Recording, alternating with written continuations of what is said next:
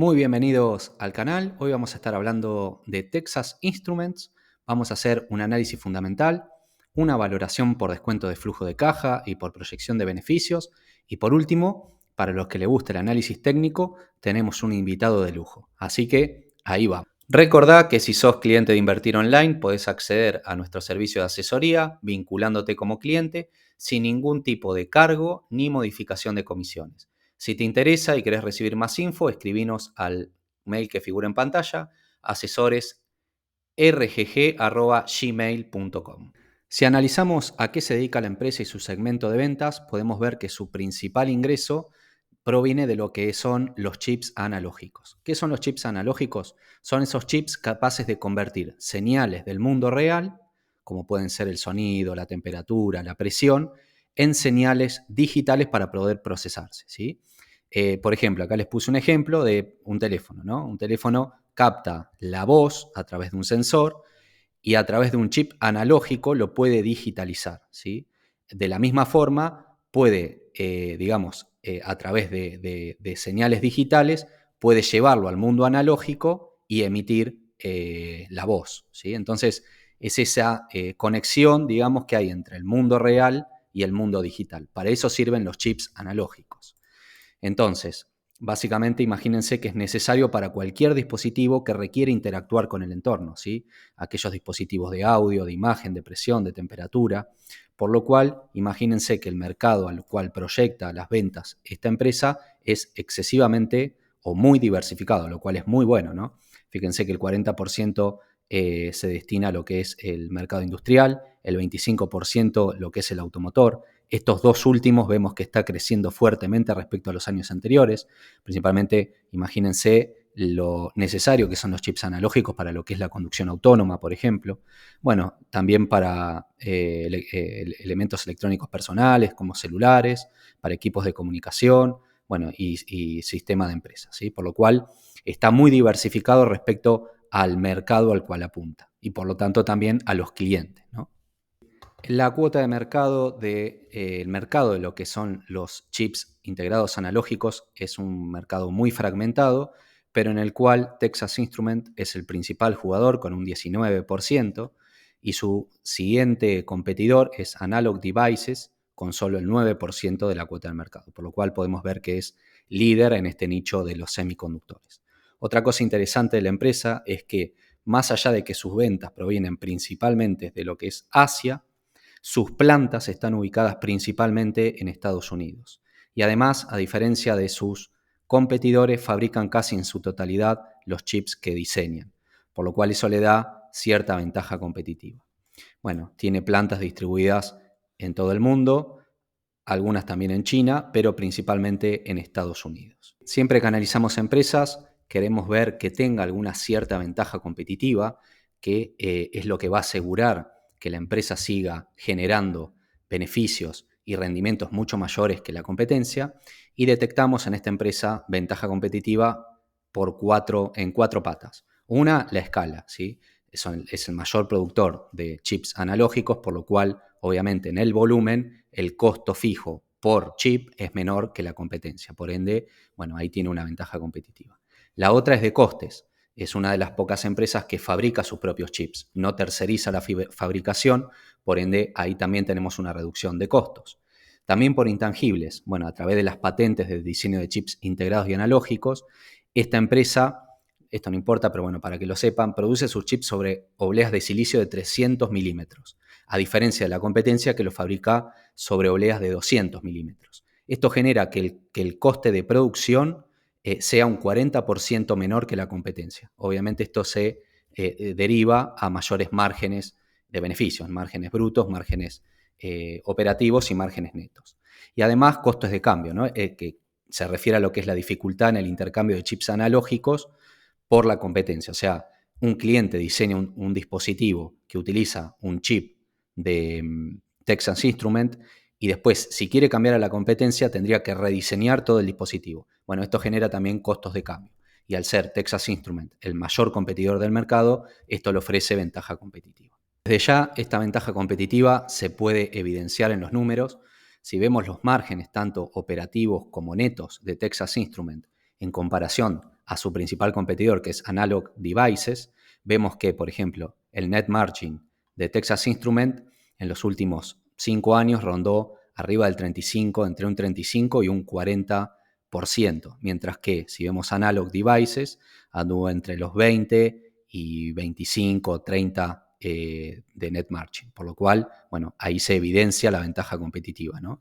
Y si vemos los ROIC, la rentabilidad sobre el capital invertido, o sea, qué tan eficiente es la empresa para generar beneficios a partir del capital invertido, entendiendo como tanto el capital propio como la deuda que toma, fíjense los ROICs elevados y sostenidos, elevadísimos que tiene Texas Instruments, lo cual evidencia la calidad de la empresa y la ventaja competitiva que tiene. En los últimos 5 años estuvo siempre por arriba del 35%, superando a veces el 40%. Estos son números estratosféricos, ¿sí?, para una empresa. Y fíjense el ROIC de Analog Devices, en los últimos 6 años no superó en ningún año los 10%, ¿sí? Por ende, la ventaja competitiva también se evidencia, además de la teoría, en los números. Respecto al crecimiento, típico de los semiconductores, son absolutamente cíclicos. Vemos que hay años que son negativos, ¿no? 2013, 2015, 2019, y el actual, que cae un 9,5% las ventas. Pero bueno, es típico de una empresa en un sector cíclico como los semiconductores. Pero aún así vemos que en los últimos 10 años logra crecer a un 4% anual y compuesto, teniendo un crecimiento bastante amplio posterior a la pandemia, ¿no? Para el futuro, los analistas prevén un crecimiento en los próximos 5 años, eliminando el 2023, que prevén una caída del 10%, que ya casi la tenemos totalmente priceada, de alrededor del 9% anual y compuesto. ¿Por qué puede estar potenciado esto? Bueno, por varias pautas. Primero, por el aumento del mercado de los chips analógicos, principalmente en el sector industrial y en el sector de conducción autónoma y conducción asistida, ¿no? Que necesitan chips analógicos porque se tienen que comunicar con el entorno. Bien, así que vamos a ser un tanto más conservadores y vamos a aplicar para la planilla de cálculo un 8% anual y compuesto de acá en adelante. Analizando los márgenes, vemos el margen neto en los últimos 10 años en promedio fue del 31,4%, o sea, es muy eficiente la empresa en generar beneficios a partir de las ventas que genera. Y si vemos el flujo de caja libre, en promedio, exceptuando este último año, el margen de flujo de caja libre es del 32%. Ahora, si vemos el flujo de caja libre de este año, es de tan solo el 9%, ¿no? Entonces, tenemos que preguntarnos, ¿qué es lo que está pasando? Bueno, sabiendo que el flujo de caja libre es el resultado entre el flujo de caja operativo menos los gastos de capital, y lo que podemos evidenciar que este año hubo gastos de capital mucho más grandes que los que había previamente. Fíjense que el gasto de capital fue del 27% en relación a ventas y casi 5.000 millones de dólares cuando habitualmente no superaba los 2.500, ¿sí? Entonces, nos vamos a ver qué nos dice la empresa con respecto a los gastos de capital, qué es lo que está haciendo caer el flujo de caja libre. Y acá dice claramente que entre 2023 y 2026 prevén gastar 5.000 millones de dólares, que es lo que vimos acá, de CAPEX anualmente, ¿sí? A partir del 2027, ese CAPEX disminuiría otra vez para acomodarse entre un 10 y un 15% de ventas, que es lo que venía teniendo habitualmente. Entonces, lo que nos cabe ver es en qué están gastando este dinero, en qué están aumentando el CAPEX. Bien, ¿qué informa la empresa? ¿En qué está gastando estos gastos de capital? Bueno, está haciendo 2 nuevas fábricas de obleas de 300 milímetros en 2 años y para 2025 planea otra mega fábrica en Texas, ¿sí? 2 en Texas y una en Utah. ¿Cuál es el objetivo de generar estas megafábricas? Bueno, en la actualidad la empresa genera o fabrica el 80% de las obleas que necesita internamente, el 20% las terceriza, de las cuales el 40% son esas obleas de silicio de 300 milímetros. Y el objetivo con estas megafábricas es producir el 90% de las obleas de manera interna y que el 75% de esas obleas sean obleas de 300 milímetros. ¿Qué busca la empresa con esto? Llevar el margen bruto de 60 a un 68% y prevé también duplicar las ventas y obviamente esto mejoraría el margen neto, más aún de lo que venía trayendo la empresa. Entonces, obviamente como inversores tenemos que saber que hasta el 2026 el flujo de caja libre va a estar resentido por aumento del gasto de capital en la construcción de estas megafábricas. Pero entendiendo que es un gasto de capital transitorio, una vez que las fábricas estén terminadas, bueno, ese gasto de capital se va a reducir y esas megafábricas que van a estar instaladas van a generar más beneficios y más flujo de caja libre. Por ende, si vamos a invertir en esta empresa, es siempre pensando más allá del 2027. ¿Sí? Hasta el 2027, su flujo de caja libre, su generación de dinero libre, va a estar resentido.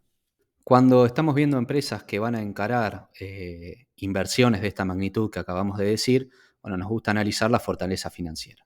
Bueno, nada que decir de Texas Instruments. La caja y equivalentes, con la caja y equivalentes que tienen, podrían afrontar el 80% de la deuda total de la empresa, por lo cual la posición de caja es más que correcta. El índice de liquidez es de 5,69, por lo cual no tiene absolutamente ningún problema para hacer frente a sus necesidades de corto plazo. Incluso si hacemos el test ácido queda superlativamente holgado. Si vemos y relacionamos el activo total sobre el pasivo total, o sea, vemos el índice de solvencia, que siempre buscamos que sea mayor a 1,5, vemos que es de 2,1, por lo cual también está holgado en ese punto. Y si vemos qué tanto del beneficio operativo insumen el pago de intereses, es tan solo del 4%. ¿Sí? Si vemos además los pasivos de largo plazo en relación al flujo de caja libre que genera, que siempre buscamos que el flujo de caja libre de los últimos 5 años sea mayor que los pasivos de largo plazo. Bueno, por lo tanto, este valor tendría que ser menor a 1 y es de 0,4. Por lo tanto, con 2 años de flujo de caja libre, la empresa podría hacer frente a todos sus pasivos de largo plazo. En fin, la fortaleza financiera de esta empresa es indiscutible. Si vemos el score de Altman, que verifica lo que es el riesgo de quiebra en una empresa, bueno, está en zonas absolutamente seguras. La empresa tiene una clara política de recompra. Si vemos los últimos 20 años, redujo casi a la mitad el número de acciones. La tasa de recompra aproximada en los últimos 10 años fue del 2%, siendo fluctuante. Hay años que ha recomprado más acciones que en otros. Si vemos en el 2021 incluso emitió un poquito, pero bueno, es un correcto uso del capital, ya que por ejemplo en el 2021 estaba excesivamente sobrevalorada, por lo cual aprovechó para emitir y financiarse de esa forma. Obviamente, cuando tiene correcciones, como vemos acá, bueno, la mayor recompra fue en el 2019, vemos que coincide con una caída que tuvo la acción y evidentemente ahí la gestión de la empresa decidió recomprar más fuertemente. Por lo cual, bueno, es una utilización muy eficiente del dinero. Analizando los dividendos, la empresa lleva 20 años aumentando lo que paga en concepto de dividendos. Recordemos que si lo hace por 5 años más, pasaría a ser una aristócrata del dividendo. Ha disminuido en base a pasan los años en la tasa a la cual crecen estos dividendos, ¿sí? Acá lo vemos claramente.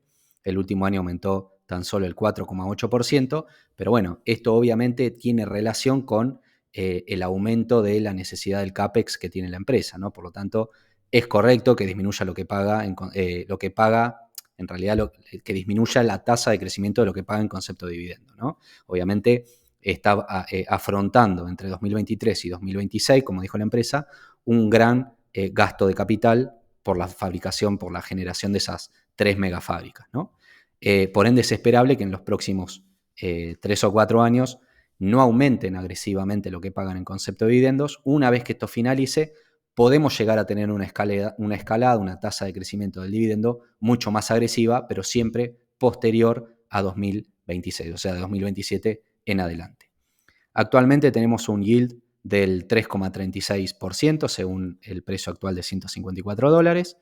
Y si vemos el payout de la empresa, o sea, para ver la seguridad del dividendo, vemos que ronda sistemáticamente entre un 50 y un 60%, lo cual para una empresa de estas que la generación de flujo de caja libre es sostenido y predecible, bueno, lo vuelve un dividendo seguro.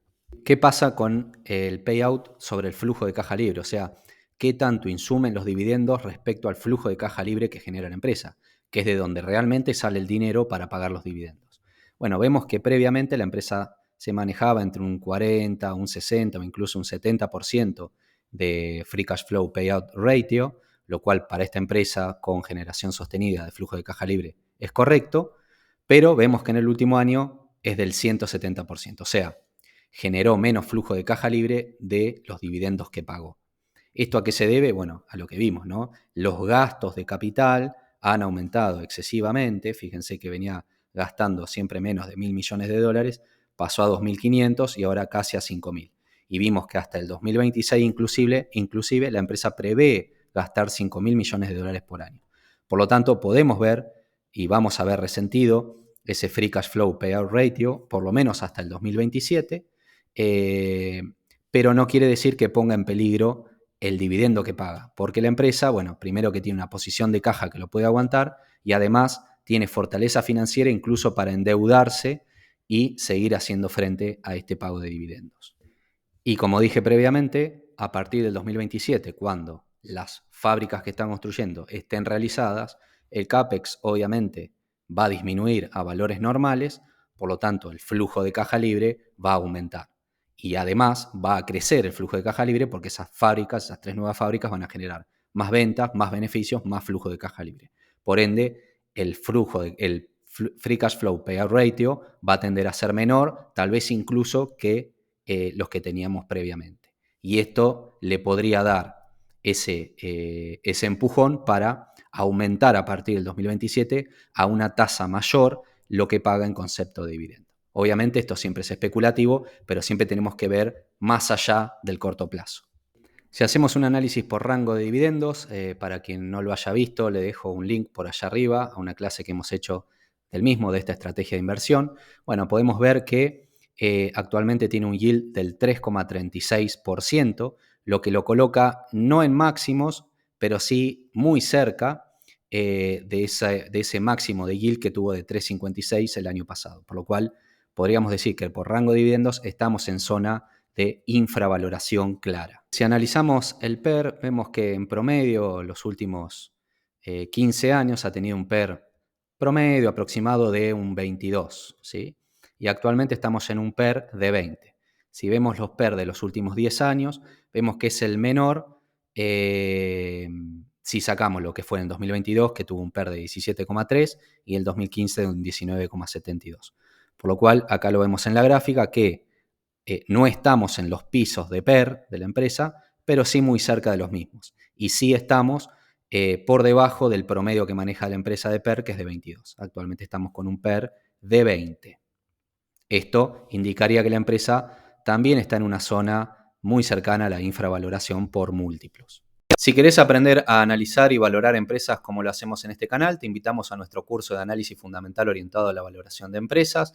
Te dejamos un link allá arriba para que veas un video informativo y si no, en la descripción de este video vas a tener el link para acceder a nuestra tienda online para más info e inscripciones.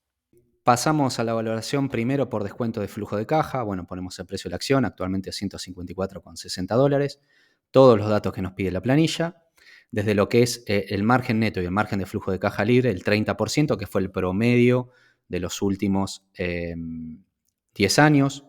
Y además es el promedio de lo que espera lograr la empresa de márgenes de flujo de caja libre.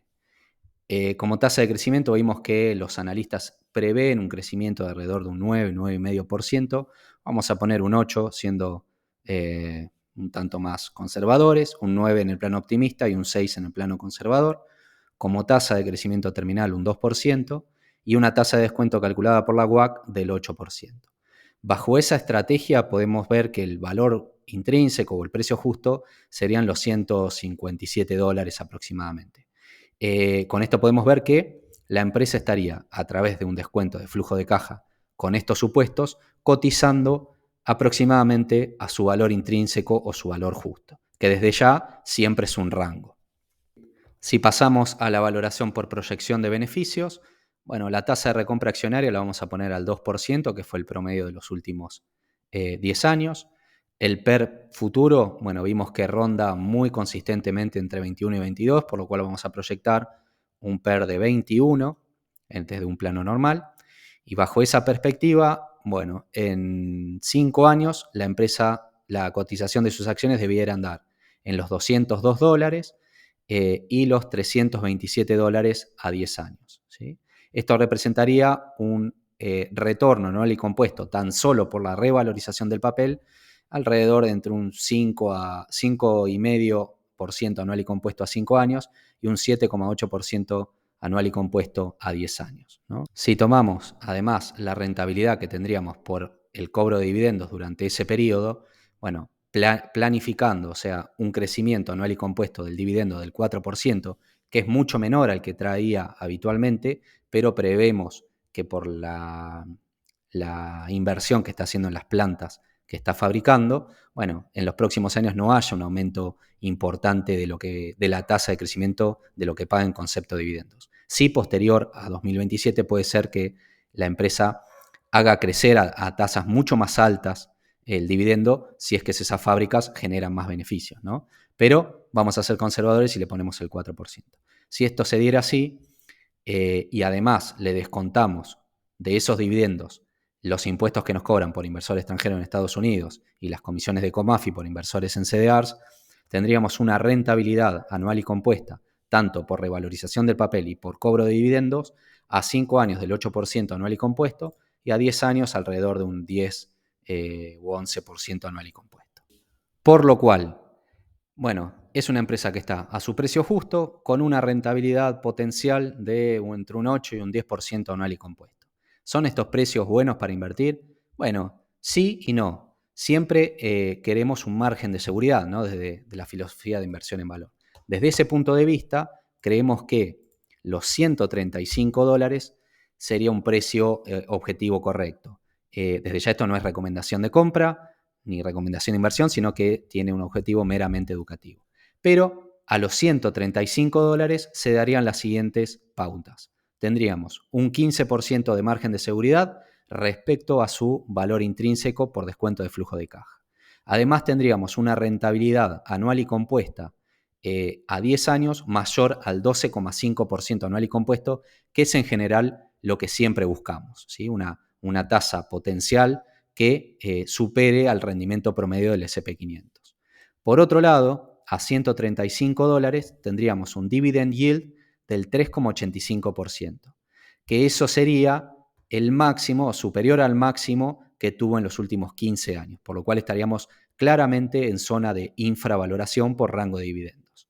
Y otra pauta que nos daría eso es que a $135 el PER estaría en 17,5, lo cual marcaría casi el mínimo de los últimos 10 años. Por lo tanto, pensamos que un precio ideal de entrada en esta empresa de gran calidad serían los $135 o menos. Conclusiones. Bueno, una empresa ordenada, solvente, con una asignación de capital ejemplar, con una excelente gestión, obviamente está dentro de lo que es un sector cíclico, por lo cual podemos ver fluctuaciones de lo que respecta a las ventas.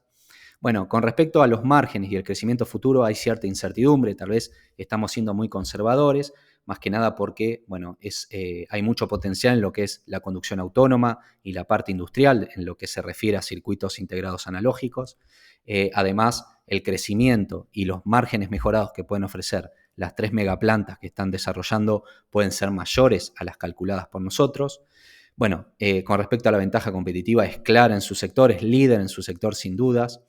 Sí hay que tener en cuenta que es una inversión para tenerla a largo plazo, como dije previamente, para pensarla más allá del 2027, porque hasta 2026 vamos a tener un gran gasto de capital que va a consumir intensamente la capacidad de generar flujo de caja libre. Por lo tanto, si invertimos en esta empresa, con el foco puesto de 2027 en adelante. Después del 2027, preveemos que puede llegar a tener mejoramiento de los márgenes y una tasa de crecimiento mucho mayor a la actual.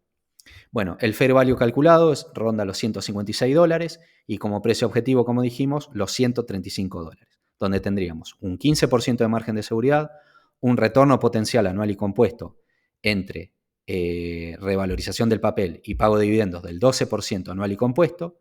Tendríamos además a ese precio un dividend yield del 3,85% por rango de dividendos en zona clara de infravaloración y un PER del 17,5, que estaríamos en casi absolutos mínimos de los últimos 10 años. Por eso planteamos ese precio objetivo de $135. Y ahora sí, si me lo permiten, me voy a dar el gustazo de presentarles a un invitado de lujo de un canal amigo, así que vamos ahí.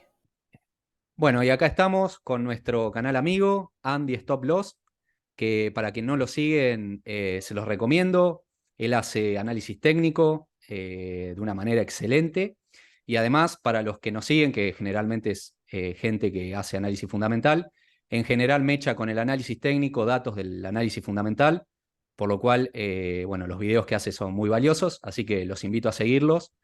Y bueno, vamos con él a ver qué ve en el análisis técnico de Texas. Bueno, muchas gracias por la invitación, un placer enorme estar. Saludo a toda la comunidad. Y bueno, lo que es el análisis técnico de Texas, yo lo que estoy haciendo es analizarlo en TradingView, que es una de las tantas plataformas que hay para poder hacer gráficos.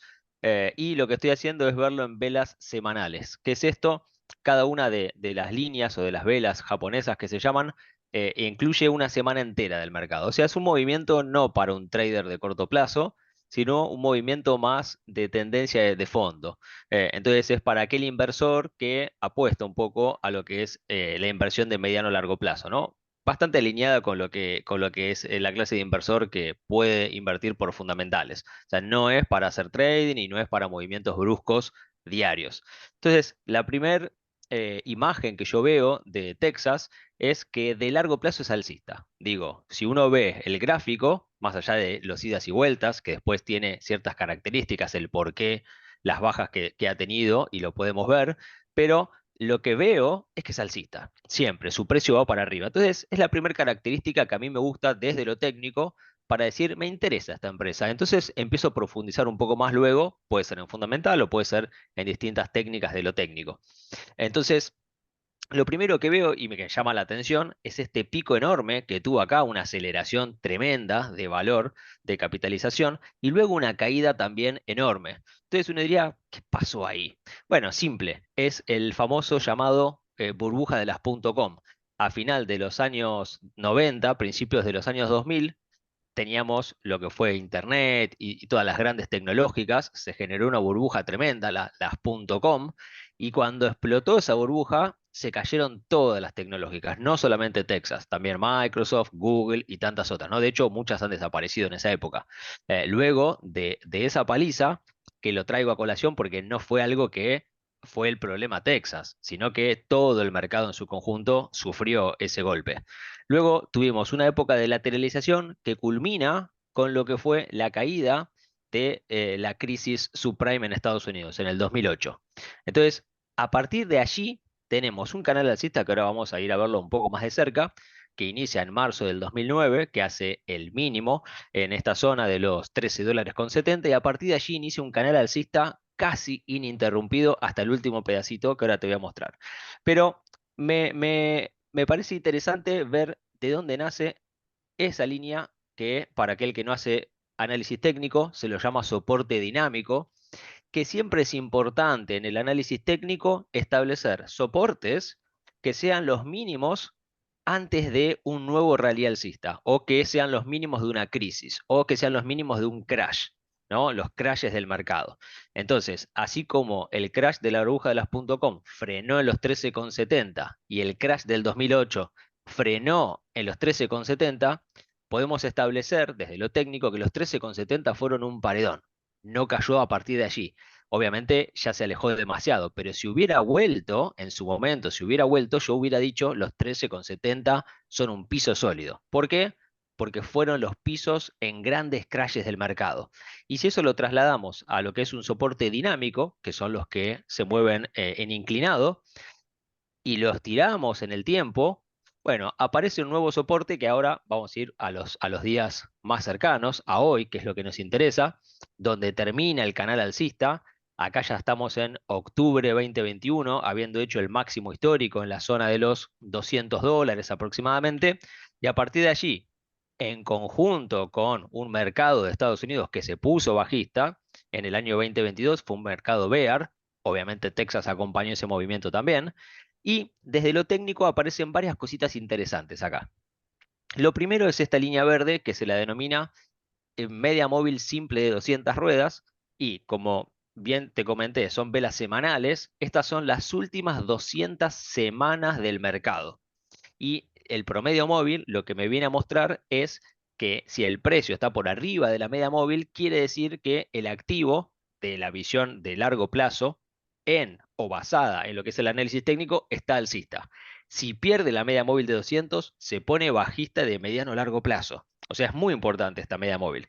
Y fíjate cómo cuando vino bajando, la respetó acá en los $146, luego rebota y vuelve a respetarla nuevamente, en este caso en los $149, pero la media móvil de 200 ruedas es muy importante. Luego vuelve a bajar y la vuelve a reconocer. Ya la última vez que la reconoció, la perdió.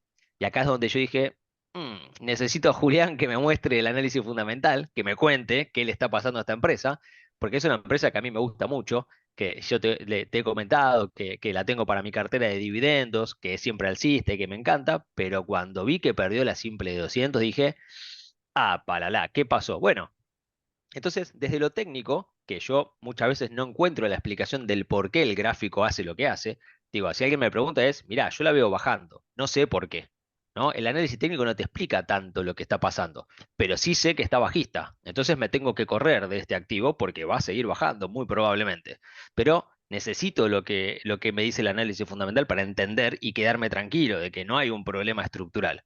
Pero desde lo técnico me anunciaba y me decía, mira, las últimas veces que bajó, frenó en los $146 y acá frenó también en los $146. O sea, los $146 aparecen como una zona de soporte interesante, donde el activo debería hacer soporte. Bueno, ¿qué hizo? Rebotó en los $146. Ahora, habrá que ver, obviamente, con el análisis desde lo fundamental si coincidimos o no de que esa zona es una zona atractiva para poder posicionarse en el activo, pero desde lo técnico, esta semana que acaba de finalizar, la semana que hoy es 18 de noviembre, para el que tal vez lo vea el video más adelante, donde la vela semanal, los precios han superado una media móvil también muy importante, que es la ponderada de 10. Y esto me anuncia que el activo ha dejado de caer, ha dejado de lado su tendencia bajista al menos en un mediano plazo. Ha podido superar la ponderada 10, que es una vela muy importante. ¿Qué esperaría entonces para las semanas que siguen? Bueno, que venga a buscar nuevamente la media móvil verde, la simple 200, e intente superarla. Va a ser un problema porque la media móvil, la simple 200, es un soporte muy importante cuando el activo está arriba, pero cuando el precio viene desde abajo, actúa como techo importante. O sea, que supere la simple 200 va a ser importante. No sé si lo va a poder hacer. Lo técnico no me avisa qué es lo que va a pasar en la vela siguiente. Digo, no sabemos el futuro, pero sí sabemos que en el corto plazo, al menos, nos hemos puesto alcistas. Dos escenarios posibles. Viene a buscar la simple 200 y la supera, y en ese caso me habilita a seguir subiendo hasta lo que fue los máximos anteriores, o sea, podrían ser un escenario de $183, o el siguiente escenario es que no la pueda pasar y entonces podría seguir bajando. ¿Hasta dónde? No lo sabemos. Habría que ver qué precio desde lo fundamental me manifiesta que podría ser atractivo. Si yo alejo un poco la visión, un soporte que no creo que llegue porque todavía queda lejos, pero es posible, todo es posible, es que venga a buscar nuevamente este soporte que viene desde octubre de 1990 y en ese caso serían los $100. Yo creo que primero tiene que romper otros soportes anteriores, como ser los $119, que está dado por máximos históricos de su momento, y luego habilitaría a venir a los $100. En mi mirada desde el análisis técnico, y después habrá que ver el fundamental que dice, si ese fuera el caso, si viniera a buscar los $100, sería precios baratísimos y sería recontra oportunidad para posicionarse en este activo. Pero bueno, los dos escenarios posibles no lo sé. Puede ser que pueda seguir bajando y en ese caso creo que serían precios atractivos. O si efectivamente a partir de acá arranca y supera la media móvil simple de 200, que es la línea verde que te manifestaba, bueno, ya serían precios para posicionarse, ¿no? Así que esa es la mirada técnica de un activo que hace o hacía 13 años que venía alcista, que perdió la zona de soporte o el canal alcista que vemos y que ahora está en una zona atractiva desde lo técnico, que son los $145. Bueno, Andy, perfecto, espectacular. Lo que habíamos propuesto nosotros de lo fundamental, que su precio justo, su valor intrínseco, ronda los $155, por lo cual estaríamos en un rango en el actual. Y como precio objetivo habíamos planteado $135 o menos. No sé si coincide con alguna especie de, los 135 hablo. A ver, si en Sí esta zona coincide por de... debajo de los 145 que planteaste, por lo cual como valor es, y ahí veo uno en 132 si no me equivoco, Sí, mira, una, lo que exacto, fue en su momento el máximo histórico que hizo lo que se llama una figura de doble techo, cuando no puede pasarla, una vez que la supera, se dispara, porque es una figura técnica importante, un doble techo, pero lo que en el pasado fue un techo importante, pasa a ser en el futuro un soporte importante. Y ese que acabo de trazar, que no lo tenía graficado, ahora que vos me mencionaste, lo fui a buscar, son los $132, efectivamente. bien. O sea que si rompe los 145 para abajo, habría que estar muy atentos porque podría llegar ese valor, digamos. Sí, 132. Y si los rompiese, porque supongamos que Seguimos hay comprando. algo muy problemático en Estados Unidos, entra en recesión o algo pasa raro, el siguiente serían los 119 o 120 y finalmente los $100, que yo creo que ya sería un escenario de destrucción de valor importante en el mercado norteamericano, pero bueno, son valores donde a mi juicio serían oportunidades de compra. Sí, sí, sin dudas. Bueno, Andy, muchísimas gracias, espectacular el análisis. Un placer Este, enorme. y muchas gracias como siempre por participar. ¿Eh? Muchas Un gracias. abrazo Saludos a grande. todos. Chao, chao. Hasta luego.